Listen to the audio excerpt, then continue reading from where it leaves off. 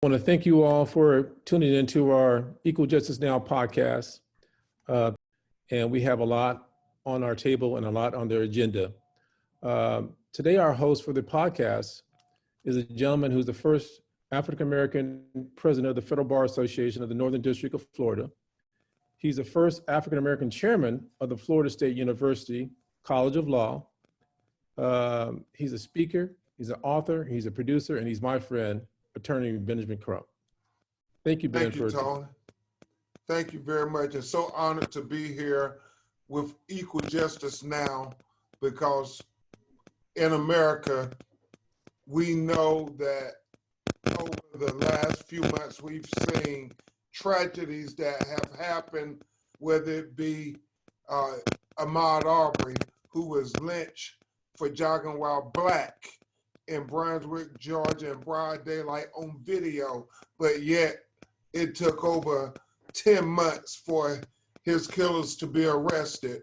Or with Breonna Taylor, who was executed in the sanctity of her own apartment while Louisville Metropolitan Police officers executed a dangerous, I believe, unconstitutional and unnecessary warrant search that had this innocent black woman who never had a criminal history, never even been arrested, an EMT, left dead.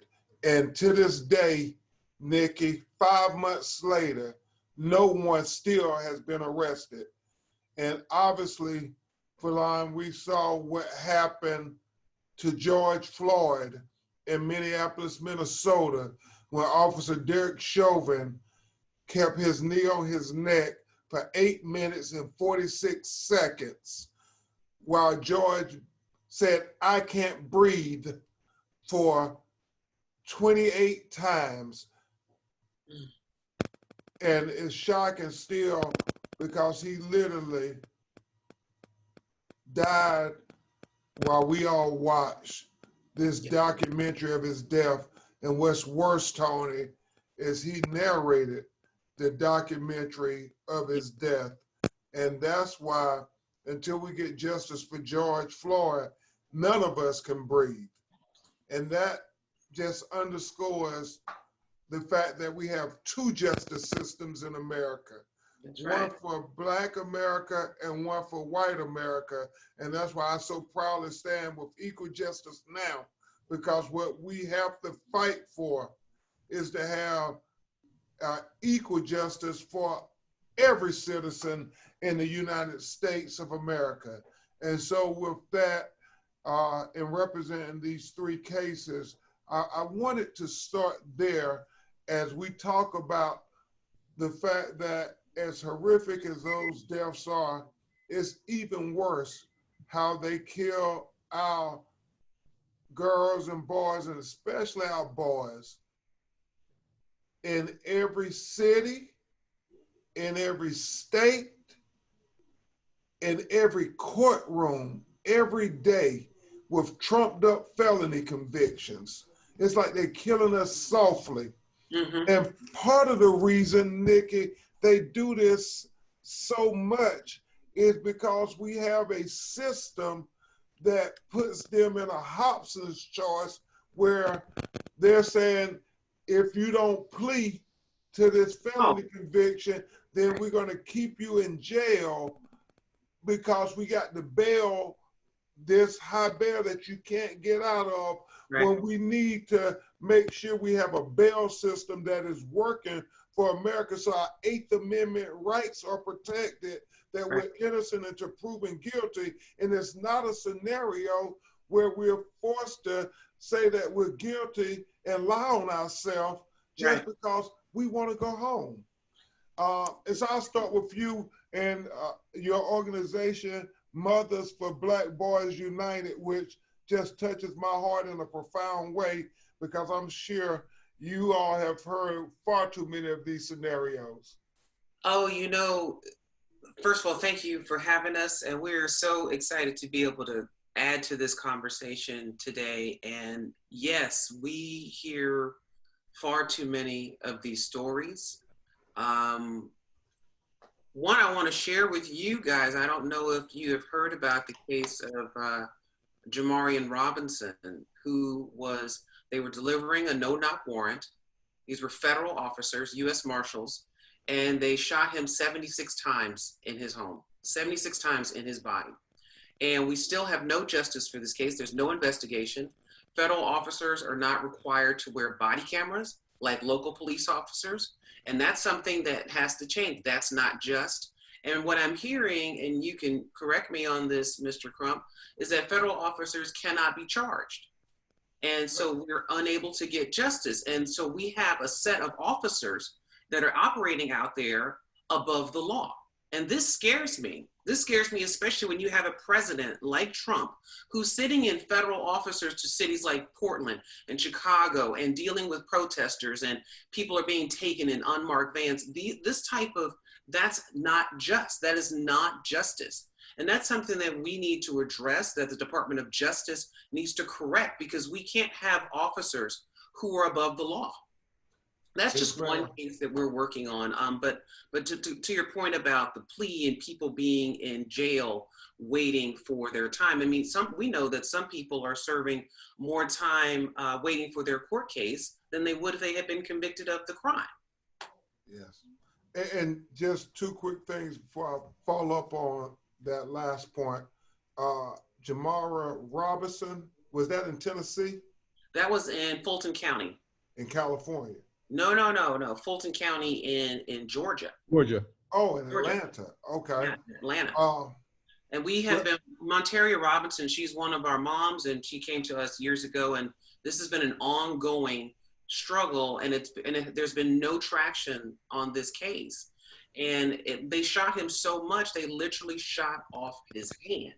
This was a young man who was just out of Clark University. He had no record, and he was just getting diagnosed with some mental health issues. And it starts to get into, for me, first of all, I don't know why U.S. Marshals were called to serve this warrant.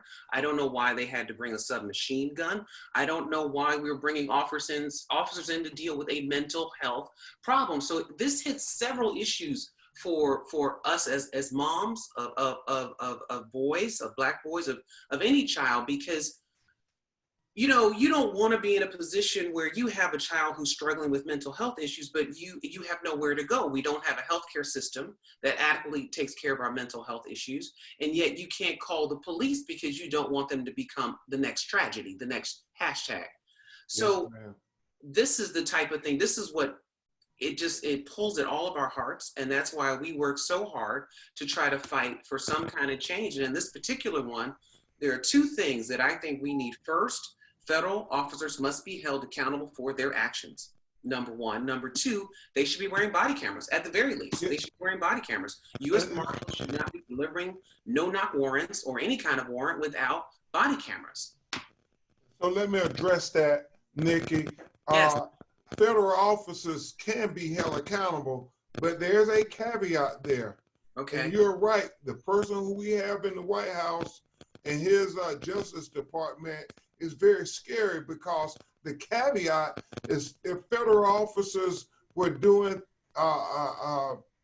activity in the name of national security, then there is a law that protects them from being prosecuted if they were furthering an instance or interest for national security, and they may just make stuff confidential. So you don't even know what is supposed to be furthering national interest. And so that's that immunity that we fight so much, one of those qualified immunity issues that allow so many police officers to escape accountability. Well, with the federal government, it's even to a greater level.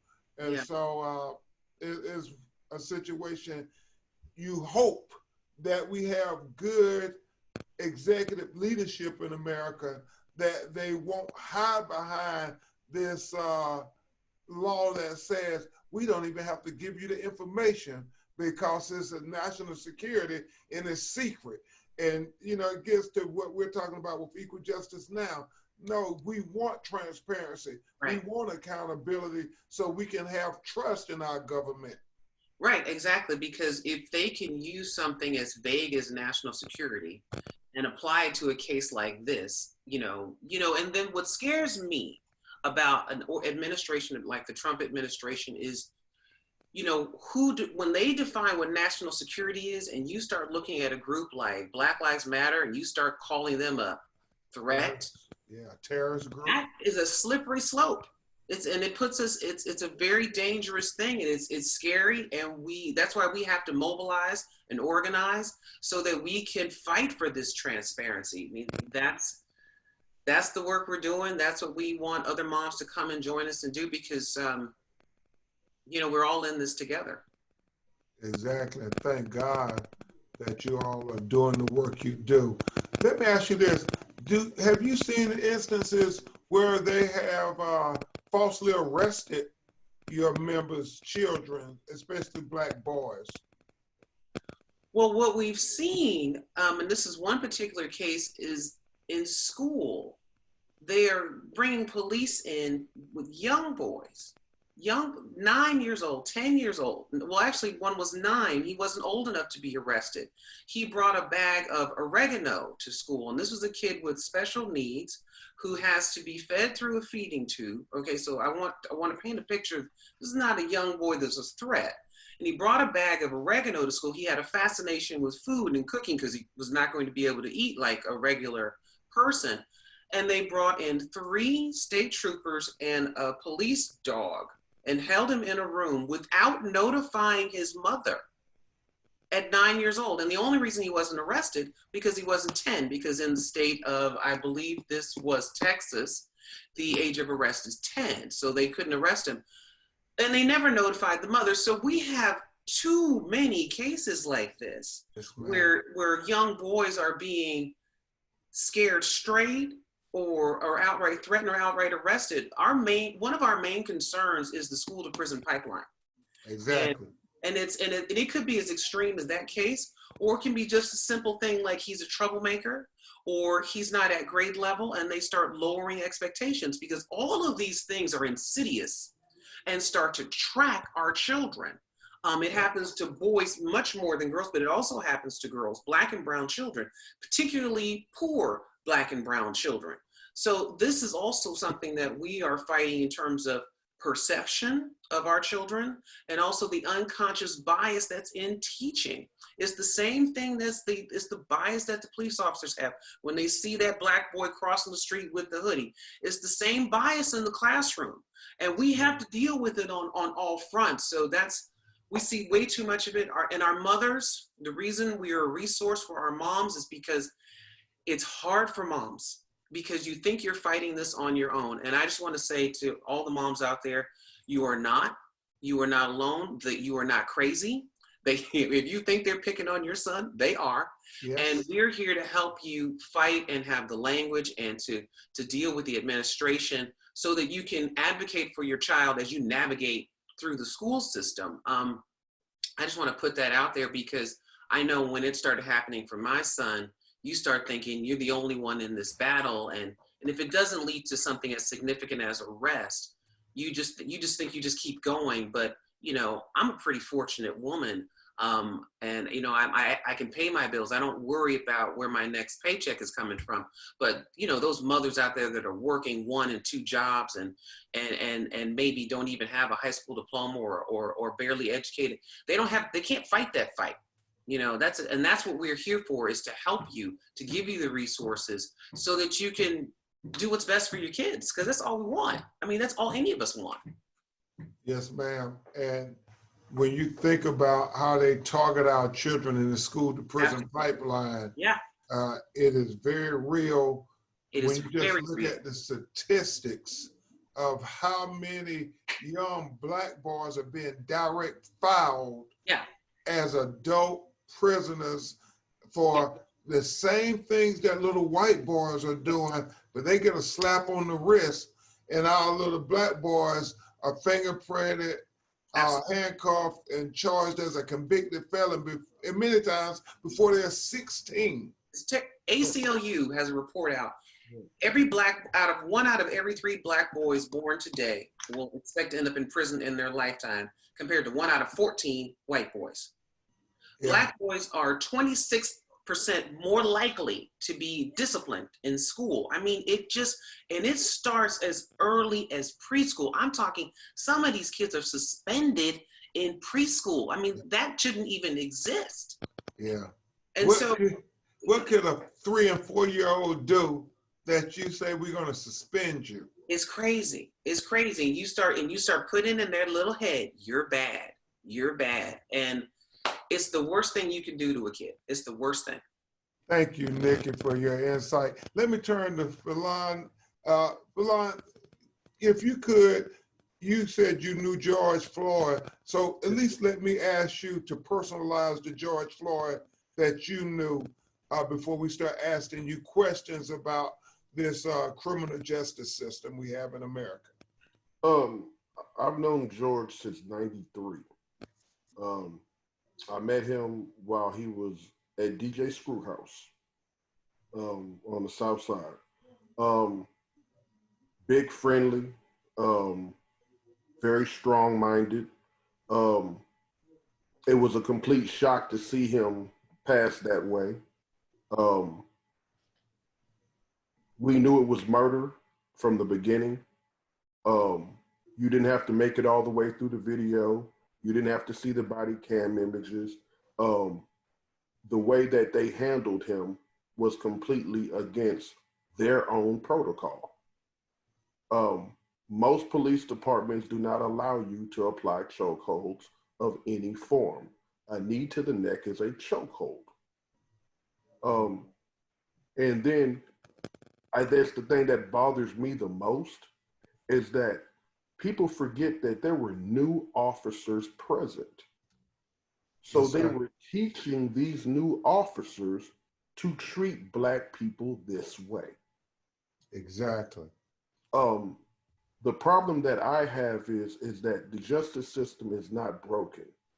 It is working the exact way it is designed to work. We were not thought about as people when they created the justice system. So they don't treat as people when we deal with them. With my instance, my son was sentenced to 40 years for 2 counts of aggravated robbery. Okay. Now, the problem I have with that is his co-defendant was given probation. How do you give one young man 10 years probation and then you take another young man's entire life with a 40-year sentence? And what was their explanation for that? There is no explanation.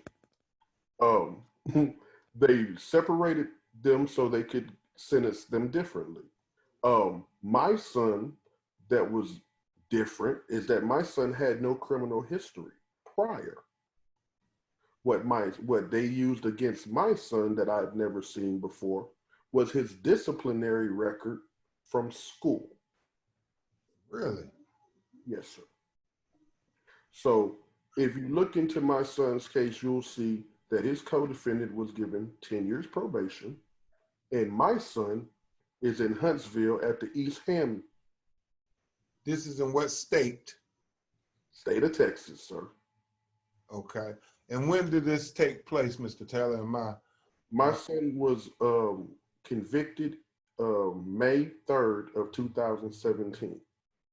The robbery charge happened October 16th of 2016. My son was a student at Lamar University when they apprehended him at the university. One of the reasons why my son was sentenced that way was because the judge felt that if you were here to get a better life, you shouldn't have done the crime, which I agree. But 40 years and my son didn't kill anyone or rape anyone on his first offense. And to be fair, his robbery attempt was unsuccessful, so they didn't even get any money. This is his first offense. Did he plea or did he go to trial? He went to trial, sir. And the other defendant went to trial. Yes, sir. And was given probation. That is an inconsistent verdict, and that's one of the things we are fighting with Equal Justice Now, to Yes, say sir. that the system has to be fair and equitable. Yes, sir. And when we look at this SB 10 in California, they talk about an algorithm that, you know, add points in a discriminatory manner. Yes, sir. And so you worry about if that can happen with your son. What happens if a computer is just punching in different dynamics, what the outcome will be?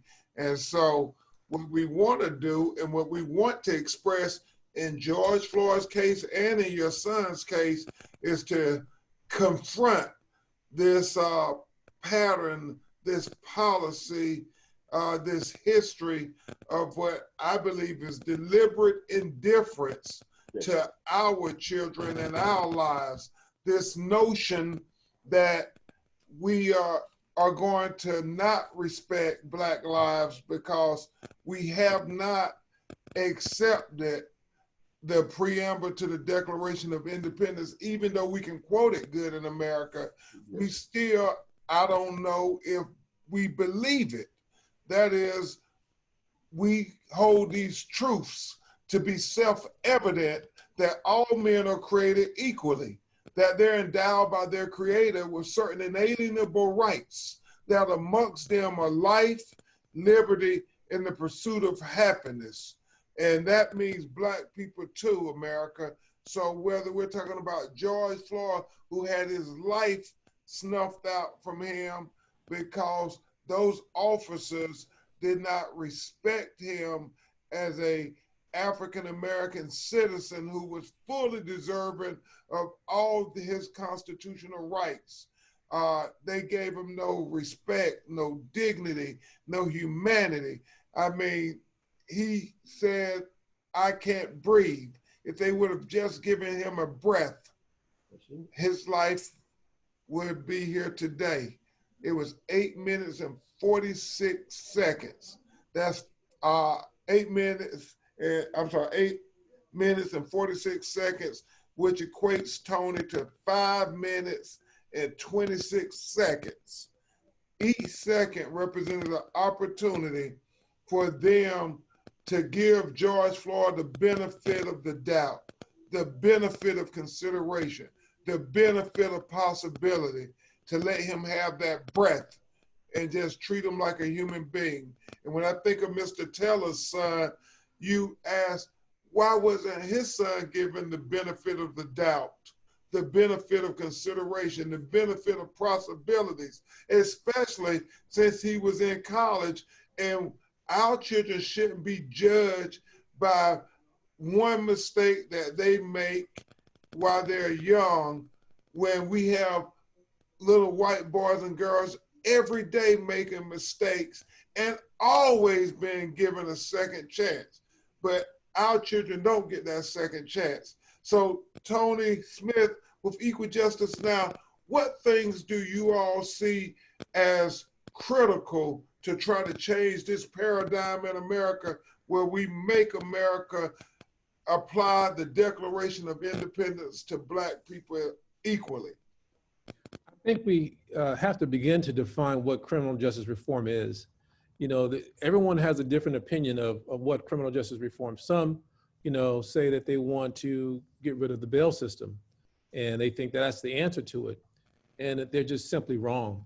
You know, when you talk about the criminal justice system, you look at over-policing, you look at the district attorney's office and determine what cases that they're going to prosecute against.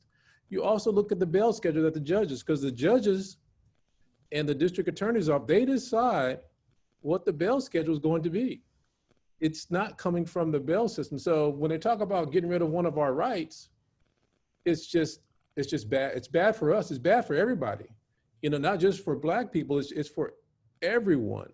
And so I think that we have to change the narrative, and we have to begin to have that conversation about what's important and how do we redefine their target of criminal justice reform. Thank you, Tony. And Mr. Taylor, going back to you, uh, is there anything that you as a parent that has been affected by this discriminatory criminal justice system that you would like to see changed? Um, let's see. The overcharging and over sentencing of Black children. I have a problem with that. Um, there's no justifiable reason to give someone that much time. If you look at, they charge us based on the complexion of our skin and the complexion of our victim. Okay, if my son would have been white or his victim would have been Black, he'd be at the house right now. Um, that's not equal justice. Okay. Yeah. We never said that my son was innocent. We acknowledge his guilt. But there's a difference between being guilty and being punished and being guilty and being tortured. And we believe that by definition, he is being tortured for his crime.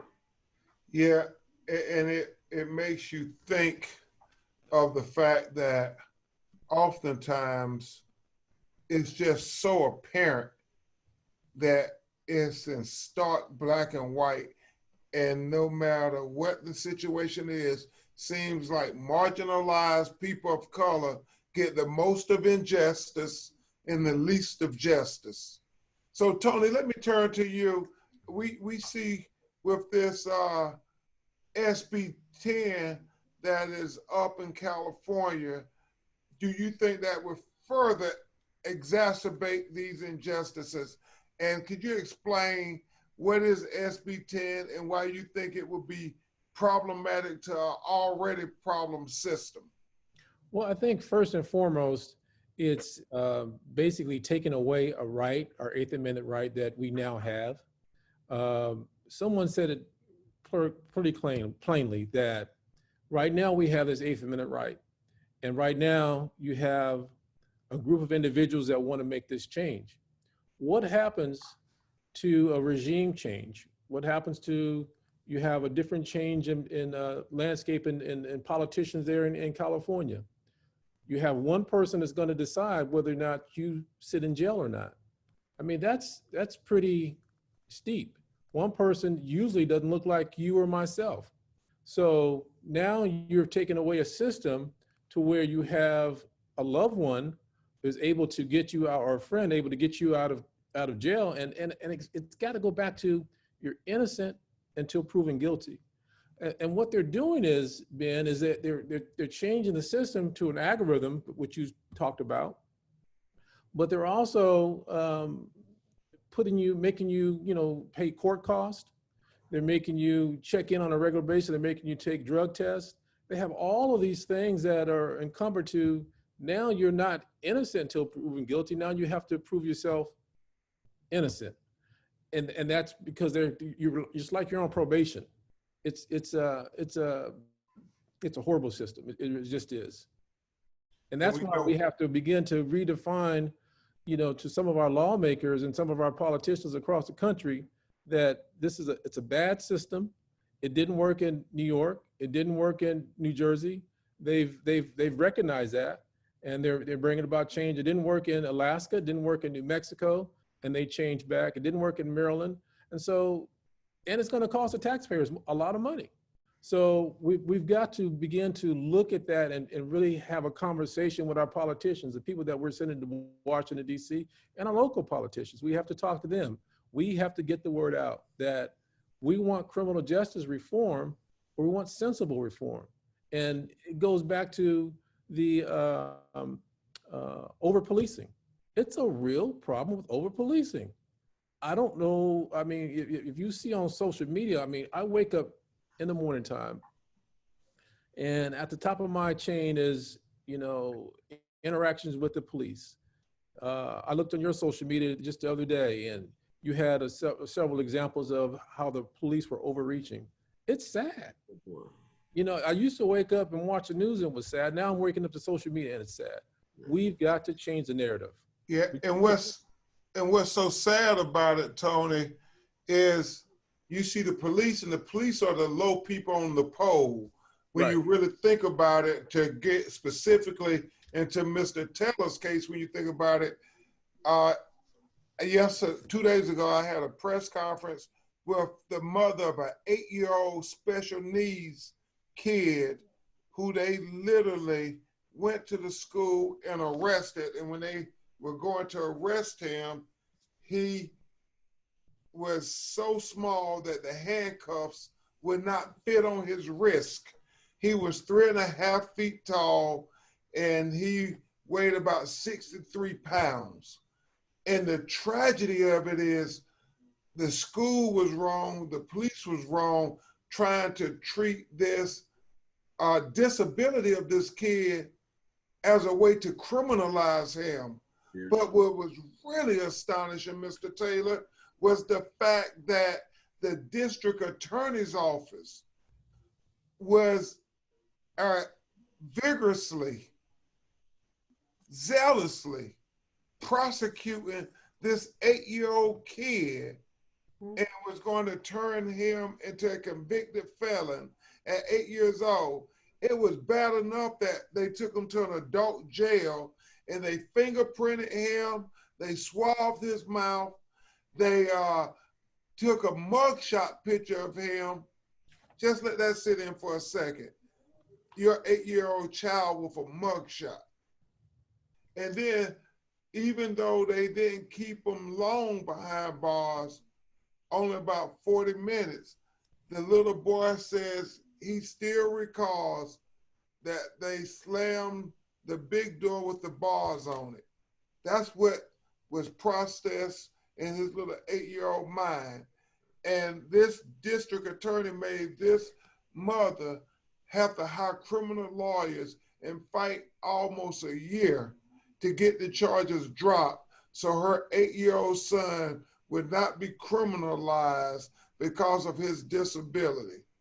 And so, Mr. Taylor, I understand when you say that it is the entire system, not just the police, but the judge and the prosecutors as well.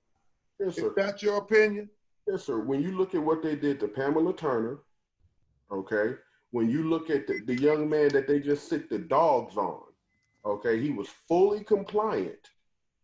They sicked the canine dog on this man, okay, have done permanent damage to his body. For what? He was compliant. The problem that we have as Black men and Black females is we don't know what to do in an interaction with the police now. There is no, okay, if you're compliant, you still get shot. You know, they're telling the young boys don't run from them, but you're starting to think maybe the young boys got the right idea because they're running. As soon as they see them, they run for their lives, okay? We're in a situation where we try to comply and we get killed. Yep. I mean, you're sending our community the wrong message. Exactly. So, gentlemen, we know that unless we put our heads together and start to organize and be strategic about it, this isn't going to be a problem that solves itself. And in conclusion, Tony, if you would just tell the audience about Equal Justice Now and the things that the organization is doing to combat these injustices. And then I'll give Mr. Taylor an opportunity also to make final remarks, and then I will give a final remark and invite people back to join us on the Equal Justice Now. And we will continue to let you know when we have these next educational webinars. Thank you, Ben. And let me say thank you for hosting this event for us today. It was an honor and a pleasure to have you here, as well as you, Falon. You know, Equal Justice Now, we're doing a lot. We're kind of limited right now because of the pandemic to holding forums just like this. You know, the first part of the year, we were in Florida. As you know, we were in North Carolina and Chicago for events. So we kind of have most of our events right now on hold. But we're working on getting the word out about, the criminal justice system and what it means to you. And everyone has to define that. What does it mean to them? What is it? And for us, right now on our agenda is this SB 10 in California. We feel very strongly about it. It's important that people vote no on Prop 25. We feel that you're taking away a right that you just don't want. You can also go on our website to get additional information, equaljusticenow.org. We have social media. We'll be doing more forums just like this. We have a town hall meeting next week. We feel that it's imperative that people, if they don't want to give up their right, that they get out there, not only just to vote, but to vote for propositions like this, to vote it down. And we also have to educate our politicians, because I really feel that, Ben, that a lot of our politicians are misinformed on this topic. And I just do. I had a conversation with a couple last week. I won't mention any names, but they were just really misinformed on what this SB 10 issue is and what bail is. And again, unless you're in the criminal justice system, you really don't know and understand that the judges, they really define on what the bail schedule is, and and the district attorneys to determine who they're going to prosecute. So, and I tell people just very simply, and again, that the bail system is it a perfect system? Probably not, and it can probably be changed in many different ways. We feel that if you have a suspended license or a low-level misdemeanor, you should not have to be bonded out. You shouldn't have to go to jail, period. It's possession of marijuana. It's legal in a number of states. We feel that you should not have to go to jail. You should be able to just be ticketed. So we're going to work on getting the word out. We appreciate you helping us get the word out. We've got a number of events coming up. You can follow us on our social media and see when our events are coming up. Thank you. Thank you, Tony Smith, for your leadership. Mr. Taylor, final remarks? It's time to register to vote. It's time to make sure that convicted felons know that their rights have been restored. It's time to be proactive. This is not the time to be a Facebook activist. You have to be proactive. You have to get out there and make sure that your voice is heard, especially when you look at the bail issue. If that passes in California, they will make it retroactive. Other states will follow suit. California is the biggest state. If they pass it, small states will pass it. That will be horrible for Black and brown communities. You will be imprisoned for misdemeanor crimes, and you will be in jail longer for those crimes waiting to go to court than what your actual punishment will be. That makes absolutely no sense. It's a horrible use of our tax dollars. That is not what they should be doing. Housing people just to be housing them does not work. It has never worked. I just would hope that everybody, regardless of who you vote for, that you make sure that you vote, and you vote all the way down, top to bottom of the ballot. Your local races very much matter. Your police chief, your constables, all of your district attorneys, make sure you vote top to bottom. Don't just vote for the president. That's all I have to add. Thank you for your time. Thank you, Mr. Taylor.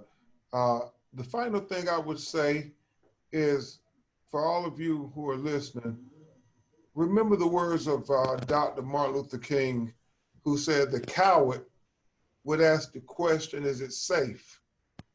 He said expediency would ask the question, is it politically correct? He said vanity will ask the question, is it popular? But he said conscience asked the question, is it right?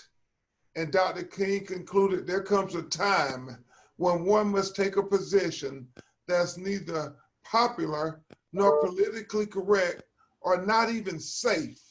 But there comes a time when each of us must make a decision because our conscience tells them it is the right thing to do.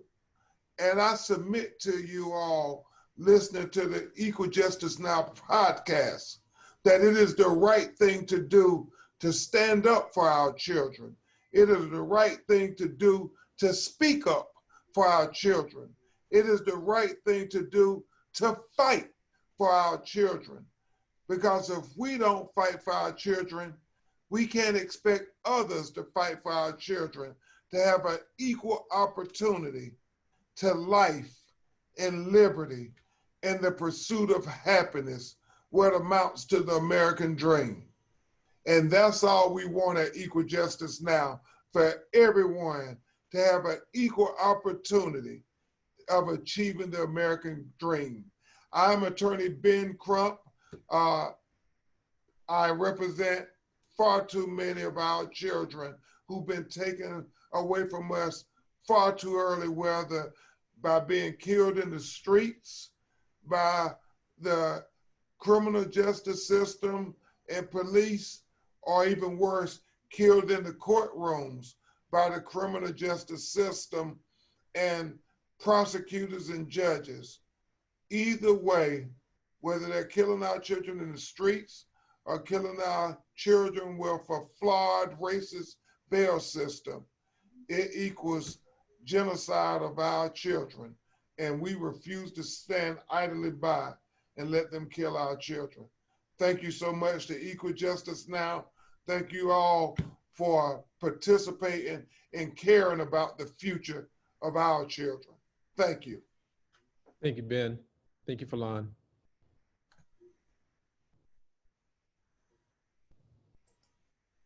Signing off.